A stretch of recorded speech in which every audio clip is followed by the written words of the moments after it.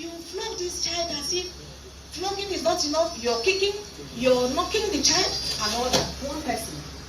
And maybe the child gets home, he or she may be afraid to tell mom, see what auntie did to me at while I went for HCA program, or see what Uncle Hebrew did to me when we went for HCA events. You know, we have to be careful about the physical abuse, non-accidental use of physical force that deliberately causes a risk of. You know, it's a risk. Hitting a child that way, anything can happen. The child may die, anything can land in the hospital.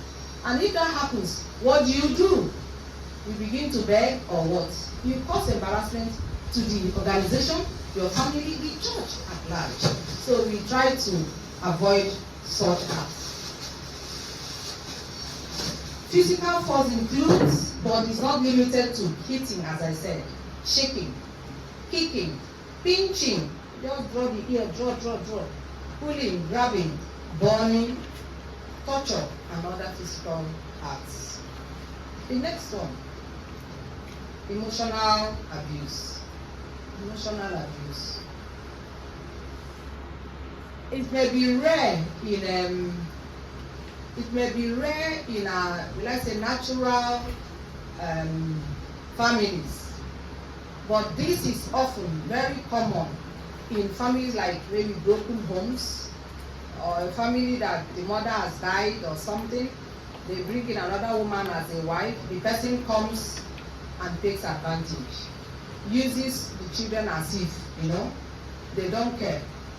The same video went round where a man took his family out to the eatery. They were there eating, and then the house help now was served the same food with others. Madam just left her food as the girl was just trying to like take the food to eat. She got up very late at the cafeteria and hit her on the leg. So what is that? What are you doing? And the husband was like, called her by the name he used to call her. I said, what is that? I said, is she not a common maid? Why would she be eating the same food like her children? We are saying this, you know, as you're sitting down in your heart, you may be saying, God forbid, to fear. I just pray you don't do it.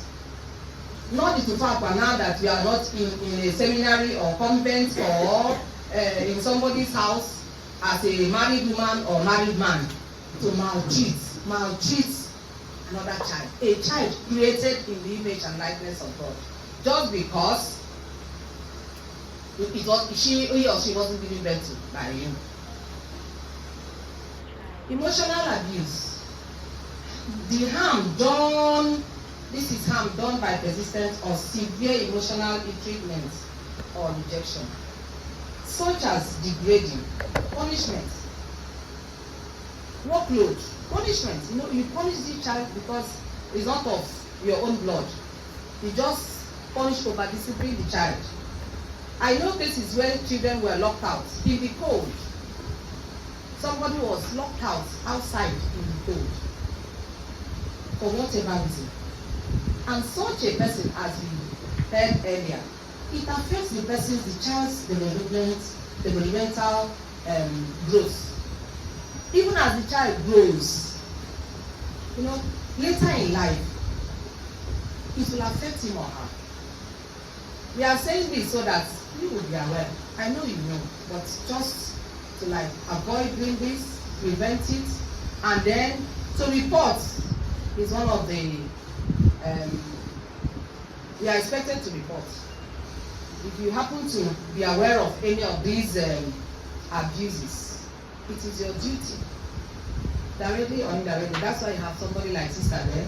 We have our sisters among you in different parishes. A child can walk up to you. You can even see the child every time cold, every time sitting as if, every time. I remember not once, not twice, Bishop going for confirmation. Those of you at Old Airport, if you think you remember, Bishop came. From the dressing of the children, you know who is loved, who is being cared for, who is being appreciated. That's the dressing of a child summarizes where the family where the child comes from. What do I mean? First of all, they will just send these children to come for confirmation. Mom and dad, they are back there, they've gone for their own business, leaving the child to come alone. Another thing, they're supposed to wear white. You can say this is white, right? But it's milky white. You see this child maybe wearing dirty milky white and maybe trouser white. You know, some say just things, funny things.